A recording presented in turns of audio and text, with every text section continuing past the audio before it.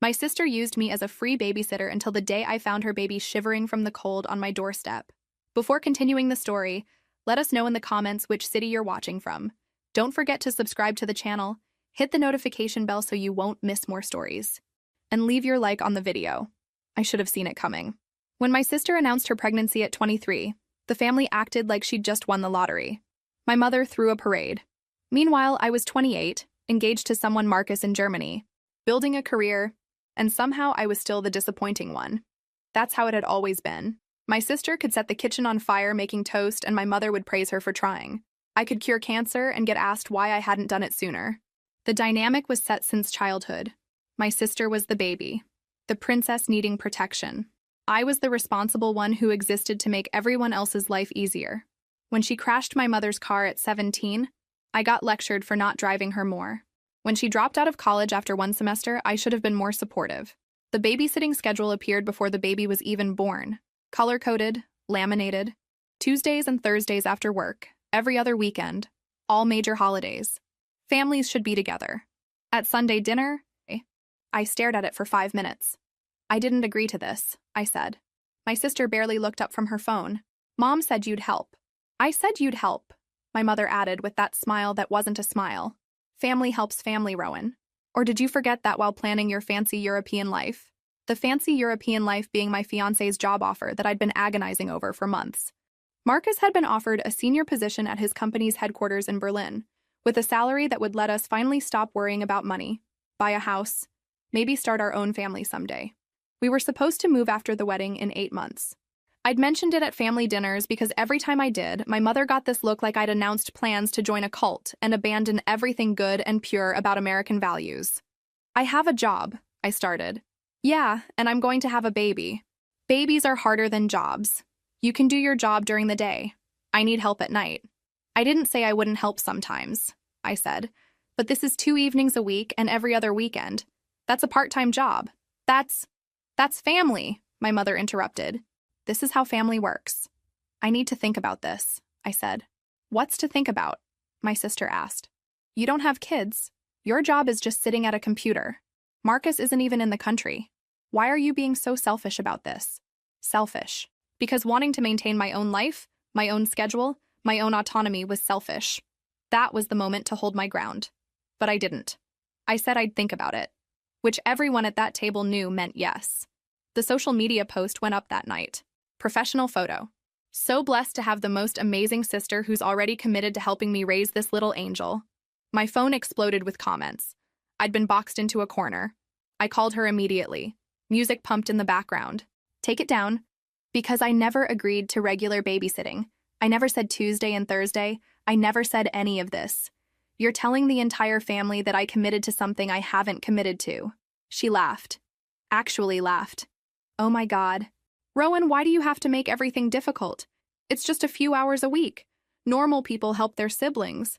Normal people don't freak out over a Facebook post. Normal people ask before volunteering someone else's entire life. I'm not volunteering your life. I'm asking for help. There's a difference. You're not asking. You're announcing. There's a difference. The music in the background got louder, and I heard male voices laughing. She was at a party, 7 months pregnant and at a party. Look, I can't deal with this drama right now, she said. The post stays up. If you want to look like a terrible person by backing out now, that's your choice. But everyone already knows you said yes. She hung up. I'd been manipulated into free childcare through weaponized social media. The baby came in early March. My sister went into labor at 3 in the morning and demanded I come immediately. When I arrived, she was scrolling through her phone between contractions, arguing with the father about the delivery room. They'd broken up a month earlier. He'd showed up anyway, holding a stuffed elephant. She called security. He left. Bean was born at 7:42 that morning. 6 pounds, 11 ounces. My sister took one look at him and handed him back to the nurse. I should explain the name. Bean isn't his real name. I'm not using his actual name for privacy reasons, and Bean is what I called him from the start because he was tiny and wrinkly. His father uses it too now. I'm tired, my sister said. Someone else deal with him for a while. I held Bean for the first time in that hospital room while my sister slept. He was tiny and red and wrinkly, already looking furious at being born into this family. My mother showed up at 10 with flowers and balloons and enough baby clothes for triplets, posting everything to social media before my sister woke. The first emergency babysitting happened when Bean was 3 weeks old. My sister showed up at my apartment at 7 in the evening with no warning. "I have a date," she announced, shoving the bag at me. "A date? You just had a baby 3 weeks ago." "Exactly. 3 weeks. Do you know how long it's been since I felt like a human being? Do you know how long it's been since I felt attractive or interesting or like anything other than a milk machine? I need this, Rowan. I need to feel normal again." Bean was screaming. My sister was already backing toward the door, car keys in hand, purse on her shoulder. "How long?" I asked. "I don't know. A few hours? I'll text you." She was gone before I could argue. Bean screamed for 4 straight hours. 4. I tried everything. Feeding, changing, walking, bouncing, singing, begging, praying to deities I didn't believe in. Nothing worked. At midnight, I was pacing my apartment with a screaming baby, exhausted and desperate, when my phone finally buzzed. "Staying at a friend's tonight. Thanks for watching him. You're the best." A friend's. Right. I stared at that message for a long moment, Bean still wailing in my arms, and felt something cold settle in my chest. She'd planned this. She'd known she wasn't coming back tonight. She'd dumped her 3-week-old baby on me with no warning and no intention of returning before morning. I called Marcus. 6 a.m. in Berlin. "I don't know what I'm doing," I said. "She just left him here. He won't stop crying. I don't know what's wrong. I don't know how to help him. I don't know what I'm doing." "Breathe," he said. "Just breathe. You're doing fine.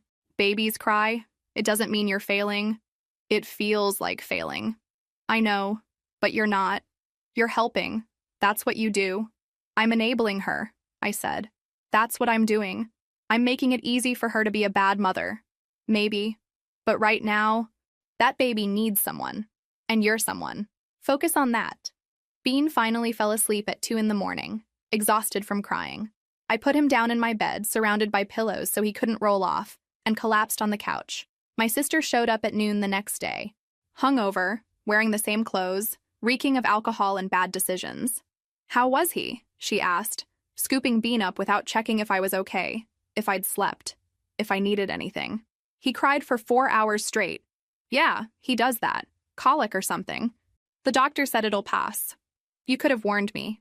I'm warning you now." She was already heading for the door. "Thanks for watching him. You're a lifesaver." And she was gone again, leaving me standing in my apartment feeling used and exhausted and angry at myself for not saying no. That should have been my first real warning sign. That should have been the moment I established boundaries, demanded respect, insisted on advance notice and reasonable limits. But family is family, right? That's what I kept telling myself. That's what my mother kept telling me when I complained over Sunday dinner the following week. "She's adjusting," my mother said, passing the mashed potatoes. "Being a single mother is hard. You need to be supportive." I am being supportive. But she didn't even ask. She shouldn't have to ask. You're family. Family helps automatically. Family doesn't keep score. But my sister was keeping score. Every favor I did was added to a list of things I owed her, ways I'd volunteered to help, commitments I'd apparently made. Every time I hesitated, every time I asked for notice, every time I suggested maybe she should plan better, I was being difficult. I was being unsupportive. I was being selfish. The schedule became real about 2 months in. Tuesday and Thursday evenings turned into Tuesday and Thursday overnights because she needed to focus on her online courses. Ironic and sad and enraging all at once. I started noticing things around month 3. Bean always seemed hungry when she dropped him off, gulping bottles desperately. His diapers were often full to bursting, unchanged for hours. And his clothes were always dirty. He had persistent diaper rash, and he was too quiet. Like he'd learned demanding attention didn't work. I mentioned it once, carefully choosing my words at Sunday dinner. "Bean seems really hungry when you bring him over. Maybe we should increase his feeding schedule." My sister rolled her eyes so hard I worried they'd get stuck. "Oh my God, Rowan. Not everyone is perfect like you. Some of us are surviving. Do you want to criticize me or do you want to help me?" "I'm not criticizing." "You are. Every time you say something like that, you're telling me I'm a bad mother. You're telling me I can't take care of my own child. Do you know how that feels?" My mother jumped in immediately. "Rowan, your sister is doing her best. Not everyone has the luxury of a career and a fiancé and all the time in the world. She's struggling. The least you could do is be kind." The way she framed it, There was no good answer. If I criticized, I was being cruel to a struggling single mother. If I helped without comment, I was enabling behavior that made my skin crawl. I chose helping because what else was I supposed to do? Call child services on my own sister? That felt nuclear. That felt like something you couldn't take back. That felt like the kind of thing that would make me the villain in every family story for the rest of my life. I should have called. I really, really should have called. The first time I saw bruises, Bean was 5 months old. Little finger marks on his upper arms. 4 on one side, 1 on the other, like someone had grabbed him hard. Really hard. The kind of grip that leaves marks on baby skin. I took photos before I said anything. Something told me I might need evidence later. I didn't want to think too hard about why I'd need evidence against my own sister. When I showed her the pictures, asking as gently as I could how they'd happened, her response was immediate and defensive. He was squirming during a diaper change, and I had to hold him still.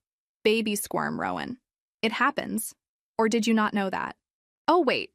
You don't have kids, so I guess you wouldn't know. Maybe don't judge things you don't understand. I'm not judging. I'm just asking. You're always just asking. Just concerned. Just trying to help. But it always comes across as criticism. Like you think you could do better. Like you think I'm failing. I don't think that. I lied. Because I absolutely did think that. I thought she was failing spectacularly, and I was terrified of what that failure meant for Bean. It didn't feel right. But I also didn't know enough about babies to argue with confidence. Maybe they did bruise easily. Maybe I was overreacting because I'd never liked my sister much to begin with. Maybe the problem was my perception, not her parenting. I took photos anyway. Something telling me I might need them later. More photos. Building a file I didn't want to admit I was building. That night, during our nightly video call, I showed Marcus the pictures. His face went through several expressions.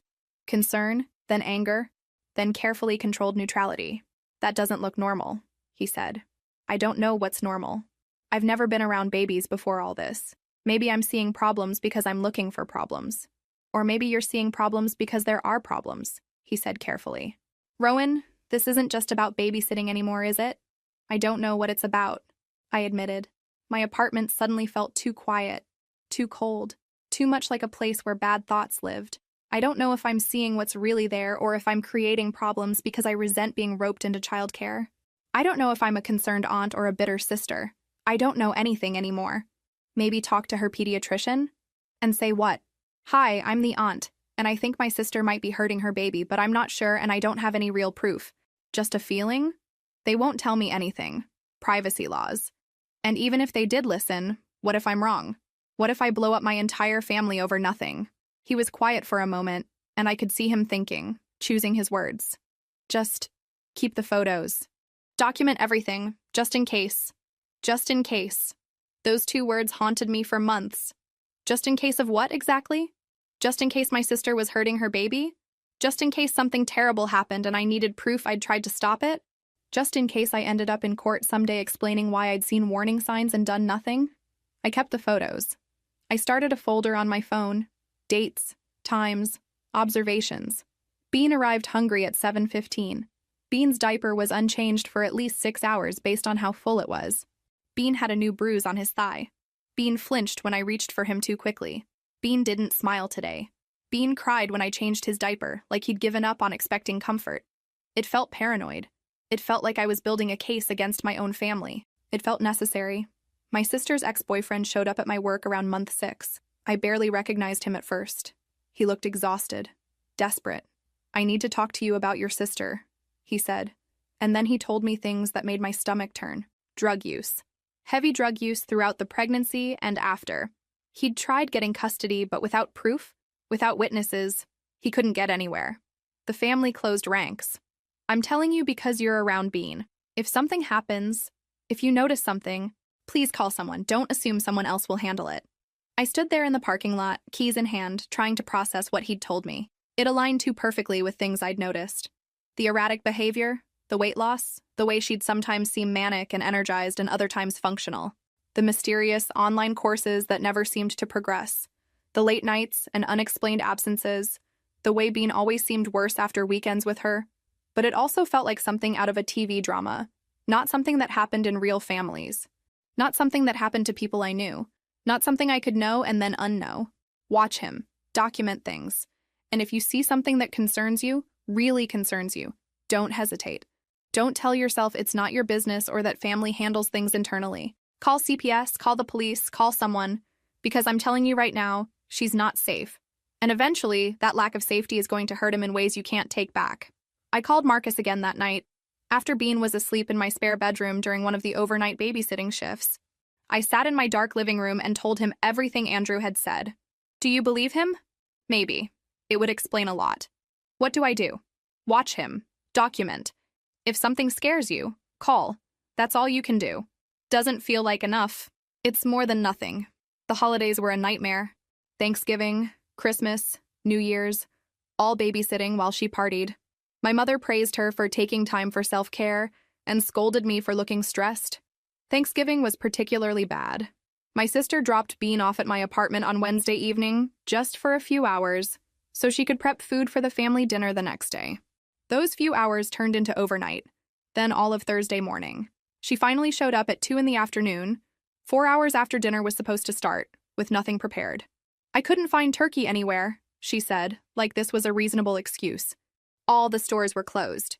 It's Thanksgiving, my mother said, but her tone was gentle, understanding. Of course the stores are closed. We should have planned better. Don't worry, honey, we'll make do.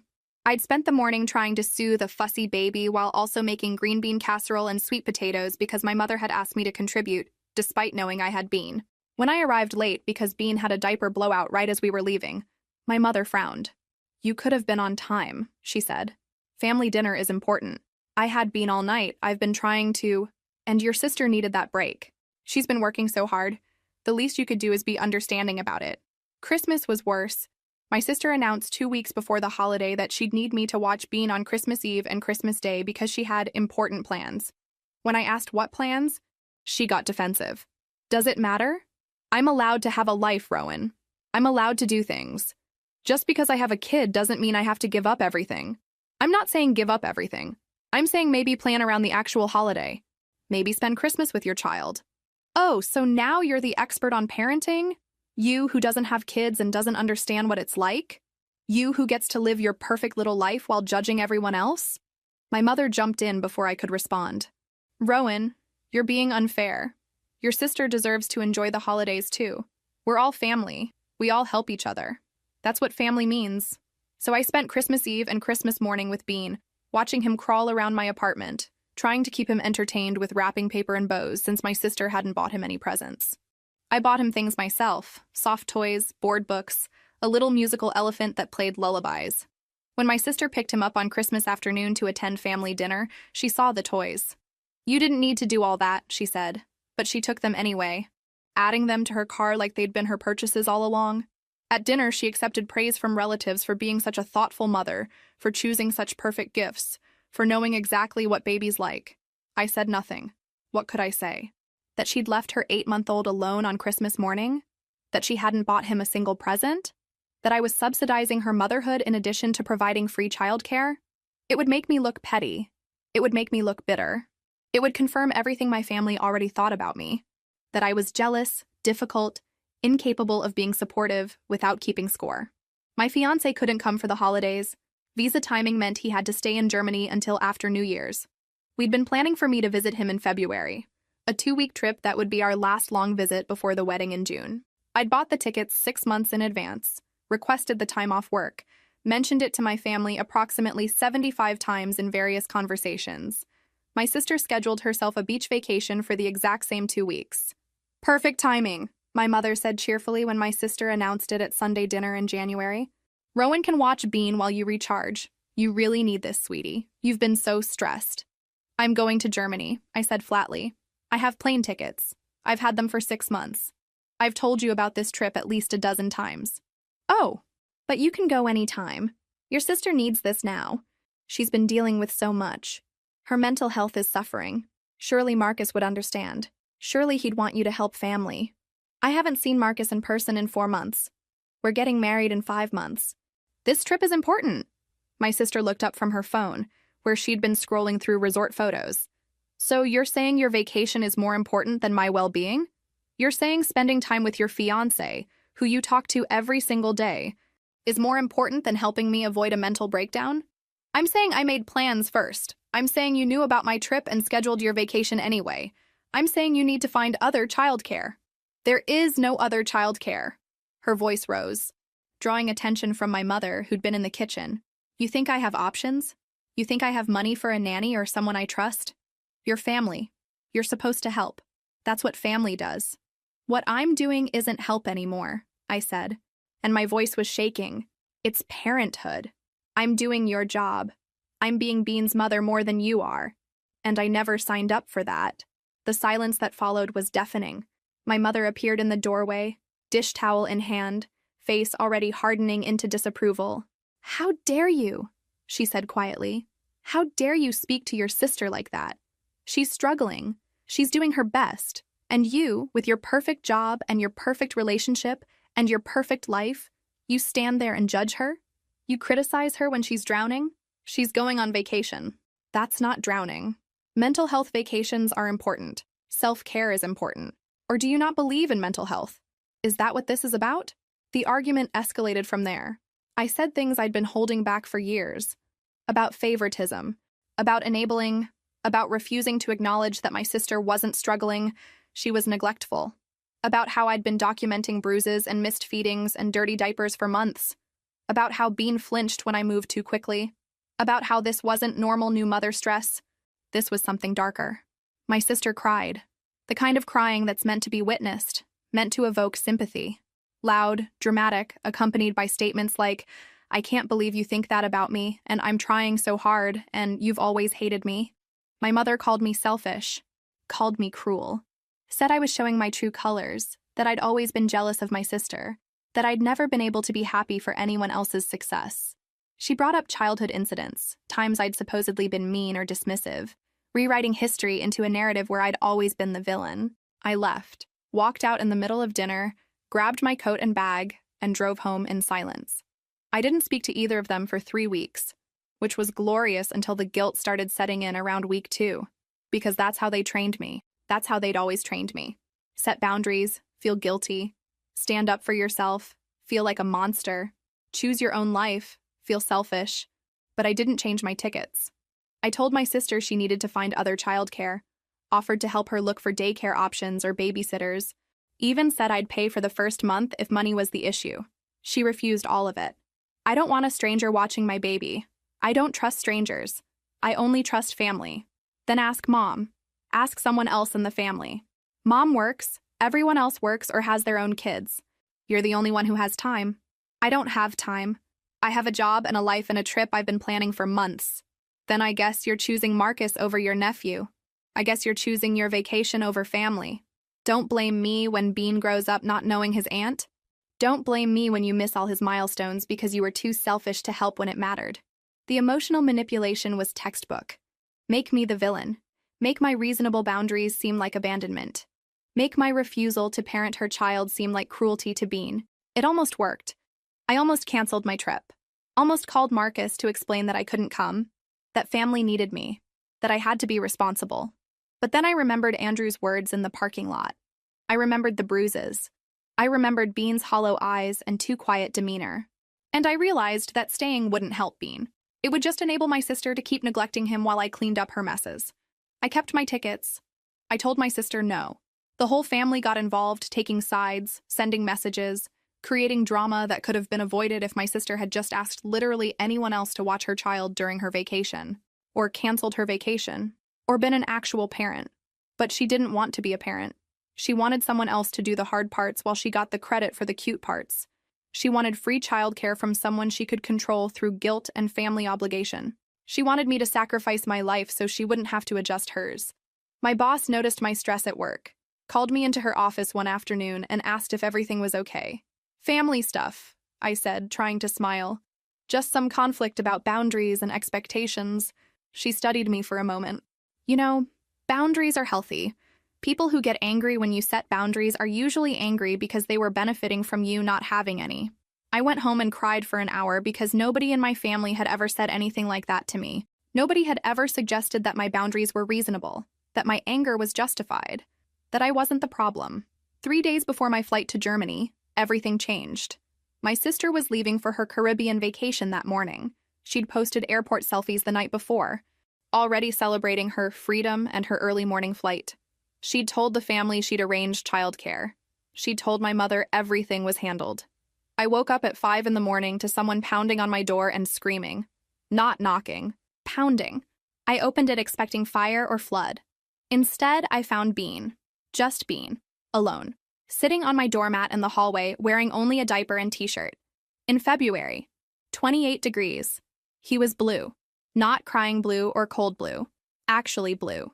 His lips were purple blue. His tiny fingers were gray blue, and he was shaking so hard it looked like he was having a seizure. Eyes unfocused. He wasn't crying anymore.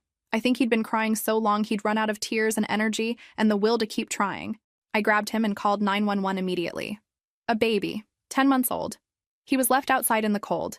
He's blue. He's responsive. I think it's hypothermia. My voice sounded weirdly calm, considering my hands were shaking so badly I could hold the phone. Is the baby breathing? Yes, but it's shallow. Fast. His skin is ice cold. Keep him warm, but don't use direct heat. Paramedics are on the way. The paramedics arrived within 7 minutes. They assessed Bean quickly, checking his temperature, his responsiveness, his circulation, 91.3 degrees Fahrenheit. Moderate hypothermia. They needed to transport him immediately. Are you the mother? The lead paramedic asked me. I'm his aunt. His mother left him outside my door and went on vacation. The paramedic's expression didn't change, but her partner's jaw tightened. We need to transport him to the ER. He needs controlled rewarming and monitoring. Can you come with us? I grabbed my phone, my keys, my wallet, and climbed into the ambulance. While they worked on Bean during the short ride to the hospital, I pulled up my building's security camera app. 4:31 in the morning. My sister's car pulled up to the building. I recognized it immediately. The silver sedan with the dent on the passenger side from when she'd backed into a pole and blamed the parking lot layout. 4:32. She got out, opened the back door, grabbed Bean from his car seat. He was crying on the footage, his mouth open in a wail I couldn't hear but could imagine. She didn't comfort him, didn't kiss his head, didn't whisper that it would be okay. She just carried him like a bag of groceries. 4:33. She walked him to my building's entrance, set him down outside my door, and walked away. Didn't knock, didn't ring the bell, didn't wait to make sure I heard him, didn't check if anyone else was in the hallway. Just left him there and drove off while he cried. Then she drove straight to the airport. I checked her social media. Posted at 5:47 a.m. Airport vibes. 2 weeks of paradise, here I come. He'd been alone in that hallway for 29 minutes. In February. In a diaper and t-shirt.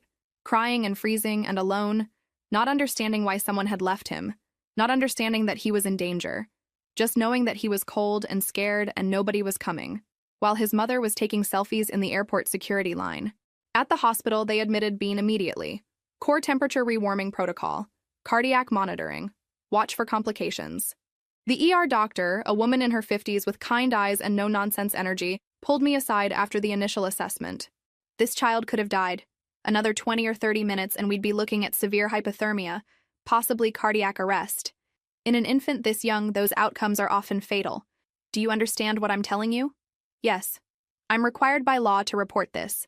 Hospital social worker will be here soon and they'll likely contact Child Protective Services. You should know that's happening. Good, I said. Call them. Please call them. She looked at me for a long moment. You're not trying to protect the mother? I'm trying to protect him. That's all I care about right now. Bean was in the hospital for 28 hours. They kept him for observation, monitoring his heart, his temperature, checking for frostbite damage to his tiny fingers and toes. Miraculously, there was none. He'd been found just in time. I stayed with him the entire time, sleeping in the uncomfortable chair beside his crib, watching him gradually return to normal temperature and normal color. Marcus arrived at the hospital at midnight on the second day, having caught the first available flight. He walked into that hospital room looking exhausted and worried, saw me beside Bean's crib, and just held me while I finally let myself cry. Child Protective Services came to the hospital the next morning. The caseworker, a tired-looking woman in her 40s named Patricia, interviewed me for 2 hours. I showed her everything: the security footage, the photos of bruises from previous months, the documentation I'd been keeping, the timeline of increasing neglect. Where's the mother now? Patricia asked. On a Caribbean vacation. She left yesterday morning. Posted about it on social media. I can show you. I pulled up my sister's Instagram. Photos of the beach. photos of tropical drinks, a video of her laughing with friends at a poolside bar. The timestamp was from 3 hours ago. Her son was in the hospital recovering from hypothermia she'd caused, and she was doing shots by a pool. Patricia's expression went very still. Does she know he's in the hospital? I've called 13 times, texted 8 times. No response. Marcus. Rowan. His voice was firm. You just found a baby dying on your doorstep. You called the authorities on your own sister. You're about to face hell from your entire family. I'm not leaving you alone for this. I'm coming. He hung up to book tickets. He arrived 12 hours later, exhausted and wrinkled and perfect, having taken emergency leave and a red-eye flight and 3 different connections to get to me as fast as humanly possible. He walked through my door, dropped his bag, and held me while I cried for the first time since finding Bean on my doorstep. I keep seeing him, I said into Marcus's shoulder. I keep seeing how blue he was. I keep thinking about what would have happened if I'd slept through the noise. If I'd been out of town. If I'd decided to ignore it. He would have died there, in that hallway, alone. But he didn't, Marcus said firmly. You heard him. You saved him. You did everything right. My family is going to hate me. Your family should hate your sister. The fact that they won't is not your problem to fix. I tried calling my sister 13 more times that day. Sent texts. Sent emails. Left voicemails that ranged from concerned to angry to desperate. Nothing. Complete silence. Like she'd dropped Bean off and then fallen off the face of the earth. She finally texted back at 7 in the evening, not a phone call. Not even a concerned message. Just, at the beach. What's up? At the beach. Her child had nearly died of exposure on my doorstep at 4 in the morning, and she was at the beach, posting selfies in a bikini, drinking cocktails with little umbrellas, living her best life while her baby was in emergency foster care, being evaluated for hypothermia and chronic neglect. I stared at that emoji for a solid minute, feeling something cold settle in my chest. Something that felt like the last thread of familial obligation snapping. Something that felt like I'd finally seen her clearly. I texted back. Bean was hypothermic when you abandoned him at my door at 4:30 this morning. CPS has him now. He nearly died. The response came back in seconds. A flurry of messages that lit up my phone like fireworks. What? You bitch. I was coming back. It was an emergency. I had to leave right then. You called CPS? You called CPS on me? I can't believe you would do this. You're destroying our family. Mom is going to hear about this. Everyone is going to know what you did. You're going to regret this. Then about 40 more messages I didn't read because the caseworker had called to tell me Bean was in emergency foster care, and would I be available for an interview tomorrow? And could I bring any additional documentation I had? And did I know the identity of the father, because they'd found no record of paternity establishment, and the mother wasn't being cooperative about providing information? I canceled my Germany trip. My fiancé, bless him, said he'd stay as long as I needed. His company let him work remotely for a while, and he set up in my spare bedroom with his laptop and a terrible time zone schedule, making coffee at midnight for morning meetings and crashing at weird hours. You know I'm supposed to be with you in Germany right now, I said one night, finding him on a video call at 2 in the morning. He muted himself and turned to me. You're going through something. Where else would I be? The investigation moved faster than I expected. CPS doesn't mess around when there's video evidence of child endangerment. Within 3 days, they'd interviewed everyone. My sister was required to take a drug test as part of the investigation. She failed. Cocaine. Present in amounts that suggested regular, recent use. When retested, same result. The day after the test results came back, my sister's ex showed up at my apartment again. This time, he had a manila folder stuffed with papers. I've been documenting everything for 2 years. Every missed visit. Every concerning text. Every custody attempt that failed. I didn't have anyone who'd testify. Now you're on my side. Maybe we can protect him. I gave all of it to the caseworker. Looking back, I wonder if I should have felt guilty about that. About essentially helping to build a case against my own sister. I didn't. I felt relieved. The family reaction was immediate and explosive. My phone rang 67 times in one day. My mother showed up at my work, causing enough of a scene that security had to escort her out. Cousins I knew sent messages calling me a traitor. An uncle I hadn't seen in 5 years told me I was going to hell. The social media campaign was particularly creative. My sister posted a long, tearful rant about how her sister had stolen her baby because she was jealous, how I'd always hated her, how I'd made false reports to CPS because I couldn't have children of my own and wanted to ruin her life. None of that was true, but truth doesn't matter much when people want drama. The post got shared hundreds of times. I received death threats. Actual death threats from strangers who believed my sister's version of events. Someone found my work email and sent graphic descriptions of what I deserved for destroying a family. My fiancé started documenting everything. Screenshots, saved voicemails, printed out messages. "We're building our own file," he said grimly, organizing it all into folders. "If this escalates, we need records." It escalated. The restraining order came 2 weeks after Bean was removed from my sister's care. 3 days after, she violated it. I was leaving work when she appeared in the parking lot, screaming about how I'd ruined her life. Security intercepted her. She was arrested on the spot. My mother was arrested too. She'd been driving, waiting around the corner. When my sister was detained, my mother tried driving away and nearly hit a pedestrian. Both spent a night in jail. Both blamed me for it. My mother made bail the next morning. She took a plea deal 2 weeks later, 12 months probation, anger management classes, and her own restraining order prohibiting contact with me. The judge made it clear that any further involvement in harassment would result in jail time. The locksmith came to my apartment the next day to change all my locks. The security company came the day after to install cameras.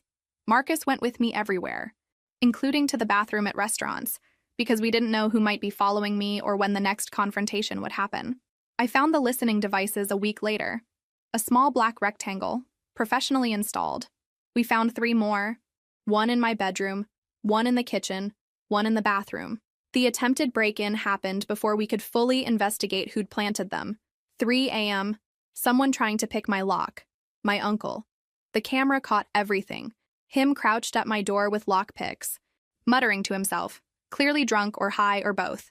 Police arrived in 6 minutes and arrested him. He had a key. My old key my sister had given him. That's how the devices got installed. He'd let himself in while I was at work, planted them, left. He was charged with breaking and entering, criminal trespass for the earlier entry, and illegal surveillance. Plea deal: 18 months probation, mandatory substance abuse treatment, permanent restraining order. The judge handling Bean's case was not impressed by any of it. She extended restraining orders to include anyone acting as my sister's agent. This is one of the more disturbing patterns I've seen. This family sees retaliation as more important than the child's welfare. My new apartment had security that actually worked. Keycard entry, cameras everywhere, front desk attendant 24/7.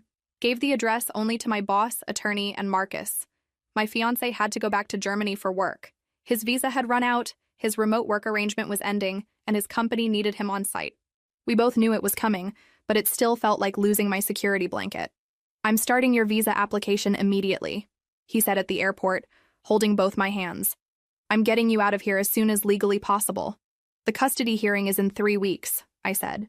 "I have to testify." "I know. After that. Right after that, we're getting you out." He kissed me, boarded his plane, and I drove back to my fortress apartment alone. The custody hearing was scheduled for 11 in the morning on a Thursday in late May. I'd been coached by the attorney CPS assigned to Bean's case, knew what questions to expect, knew what to wear, professional but approachable, knew to look at the judge when speaking and keep my answers direct and factual. What I wasn't prepared for was seeing Bean. The courtroom was formal and cold, all wood paneling and uncomfortable chairs. My sister sat at one table with her public defender, my mother in the gallery behind her. Bean's father sat at another table with his attorney and a CPS representative. I sat in the witness area, waiting to be called. When the father walked in with Bean in his arms, the entire room went quiet. Bean looked completely different. Pink cheeks, clean clothes, trimmed hair. He was smiling, actually smiling, reaching for things with curiosity. The father testified first.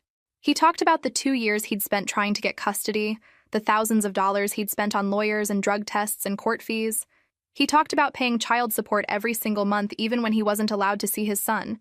He talked about building a nursery in his apartment that sat empty for months, buying clothes and toys and books for visits that never happened because my sister would cancel or not show up or claim he was dangerous without any evidence. I knew something was wrong, but no one would listen. My turn came after lunch. I testified about finding Bean on my doorstep, his blue fingers, 29 minutes alone in the cold. "What made you decide to call CPS that morning?" "Because I realized I'd been making excuses for months," I said. I'd seen bruises and told myself babies bruise easily. I'd seen him hungry and told myself she was just busy. I'd heard about drug use and told myself it was probably exaggerated. But when I found him alone in the hallway, barely conscious from cold, abandoned by someone who was supposed to protect him, I couldn't make excuses anymore. I had to choose between protecting my sister's feelings and protecting a child's life. Was that a difficult choice? It should have been, I said quietly. I regret not calling sooner. They played the security footage. In a courtroom, on a screen. 4:32 in the morning, grainy but clear enough, my sister carrying Bean to my door and walking away while he cried. The sound was off, but you could see him crying. You could see her not look back. The judge's expression didn't change, but her knuckles went white on her pen. My sister's attorney tried to break me down on cross-examination. Wasn't I jealous of my sister? Hadn't I always resented her? Wasn't I trying to steal her child because I didn't have my own? Wasn't this all motivated by petty sibling rivalry? No, I said to each question. This is about a child who was left to die. Nothing else matters. The surprise witness came right before closing arguments. A woman from high school, my sister's friend. She'd found my sister unconscious from overdose 8 months earlier, Bean in his crib in a soaked diaper, surrounded by filth, clearly there for hours. I called 911, she said. They came and took her to the hospital. They said she'd overdosed. I thought they'd investigate, that Bean would be checked on. But nothing happened. No one followed up. So I called CPS myself, but without my name attached because I was scared of retaliation. Why come forward now? The attorney asked. Because I've been watching the news coverage. I've been watching her paint this picture like she's a victim, like her sister is lying, like none of this is real. And I couldn't stay quiet anymore. That baby almost died that day. He almost died again in February. How many times does he have to almost die before we stop letting it happen? My sister lost her composure then.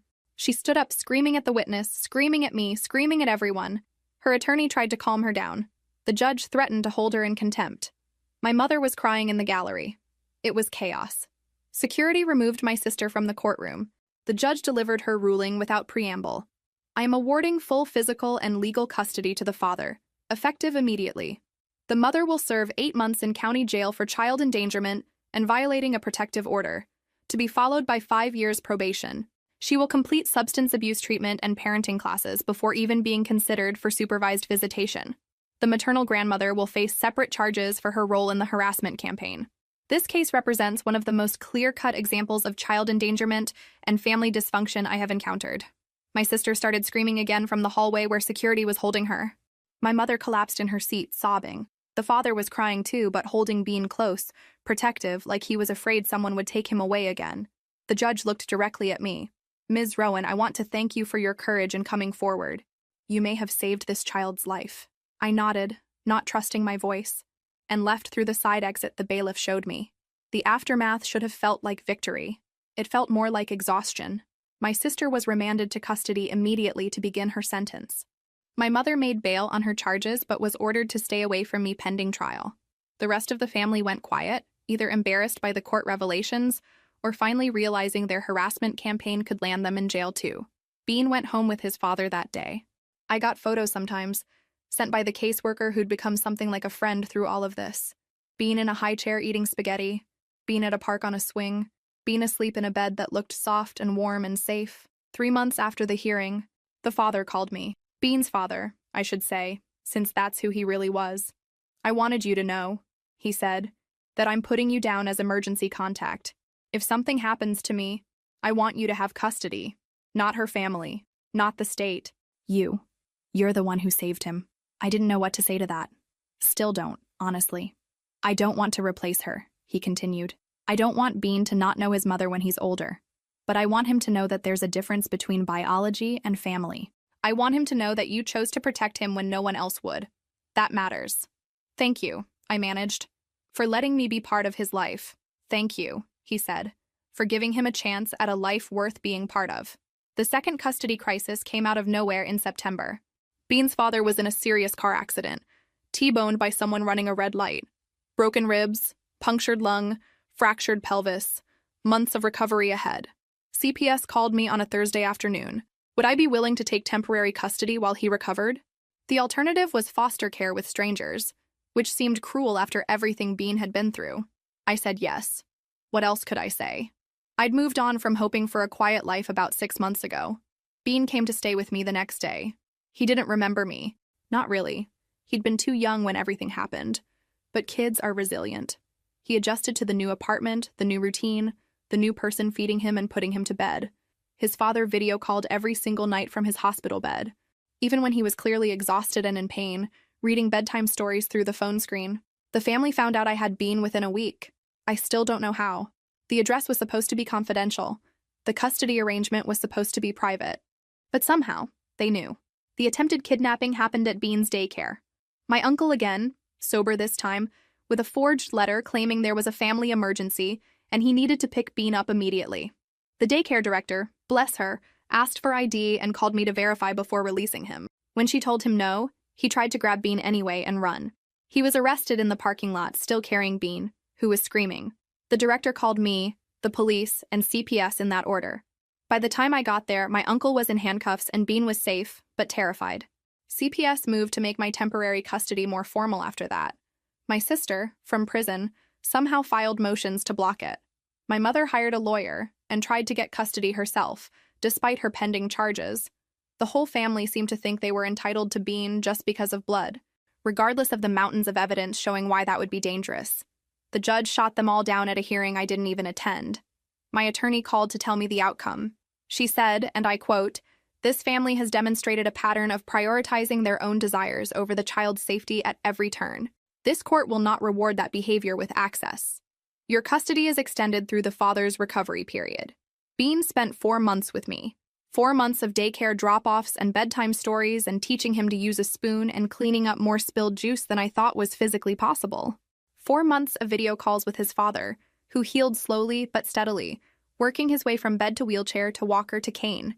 It was exhausting. It was terrifying. It was also kind of beautiful, in a way I hadn't expected. Watching Bean learn to trust again, watching him laugh without that careful edge I'd seen before, watching him run to me when he fell down instead of crying silently like he used to. When his father was finally cleared to have him back, Bean cried. Not because he didn't want to see his father. He ran to him immediately, hugging his legs carefully. But when it was time for me to leave, Bean held onto my hand and said, "Stay?" That one word broke something in me I didn't know was still fragile. "I'll visit," I promised. "I'll visit lots." His father smiled at me over Bean's head, this understanding look that said, he got it. "We're family now," he said. "Not because of her, despite her. You're always welcome." The final hearing happened in October, 8 months after I'd found Bean on my doorstep. Termination of parental rights hearing. Official and permanent. This wasn't about custody anymore. This was about legally severing the connection forever. The courtroom had a different energy this time. Less dramatic, more bureaucratic. The judge had a thick file in front of her, 8 months of documentation, incident reports, psychological evaluations, drug tests, everything that had happened compiled into one damning record. My sister appeared by video conference from the county jail where she was serving her 8-month sentence. Thinner, older, orange jumpsuit instead of designer clothes. "I want full custody when I get out. He's my son. I have rights." None of this would have happened if my sister hadn't interfered. She made me look bad. She turned everyone against me.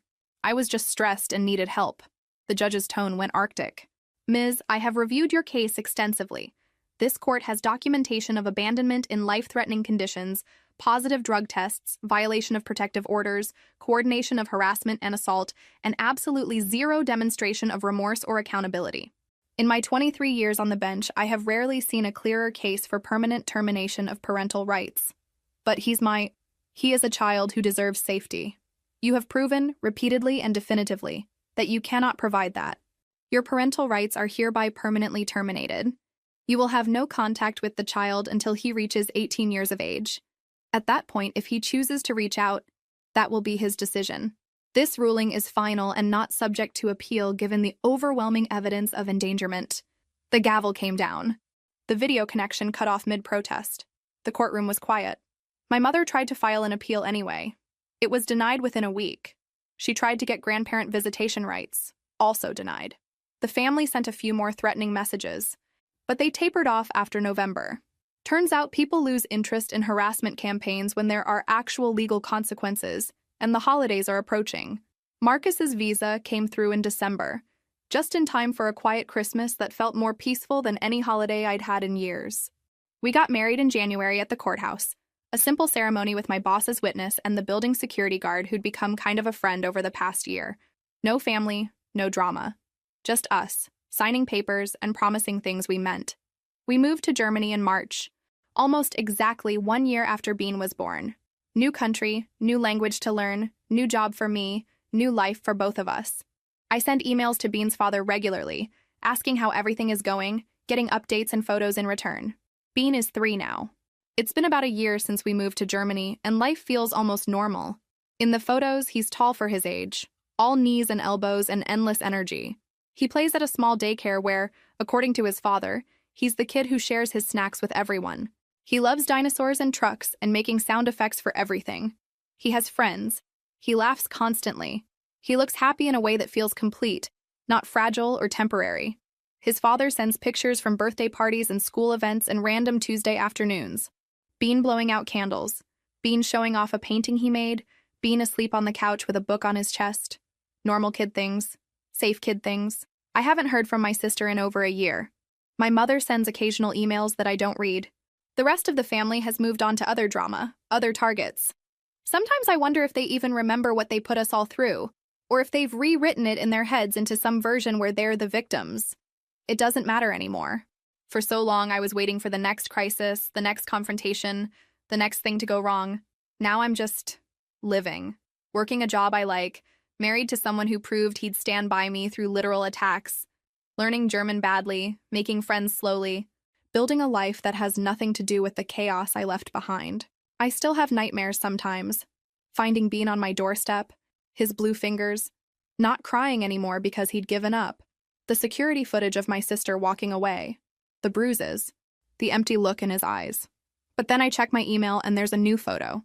Bean at the park, mid-laugh, being pushed on a swing by his father. Rosy-cheeked and whole and safe. It was worth it. Every threat, every sleepless night, every court appearance. He's okay now. That's the thing about families I've learned. The ones you're born into aren't always the ones that matter. Sometimes family is the people who choose to protect you when protection matters more than blood. Sometimes family is the ex-boyfriend who kept meticulous records for 2 years. Sometimes it's the daycare director who didn't fall for the forged note. Sometimes it's the judge who saw truth. Sometimes it's the father who rebuilt his life around his son's safety. And sometimes it's the aunt who found a baby on her doorstep and decided that some things are more important than keeping the peace. I'm okay with being that person. Last week, Bean's father sent me a video. Bean riding a bike with training wheels, wobbling and laughing. He stopped and looked at the camera. "Did Aunt Rowan see?" he asked. "I did it." His father texted after. "He asks about you constantly. Wants to know when you're visiting. Your family to him. I'm saving up for plane tickets. Maybe this summer. Maybe we'll take Bean to the park or the zoo or just let him run around showing off how high he can jump. Maybe his father and my husband will trade parenting stories while Bean tells me everything he knows about dinosaurs." Which, according to his last video call, is a million billion things. Maybe it won't feel like the end of a nightmare anymore. Maybe it'll just feel like a regular Saturday with family, the kind of boring normal that I never thought I'd get to have. That would be nice. After everything, boring and normal sounds perfect. Normal sounds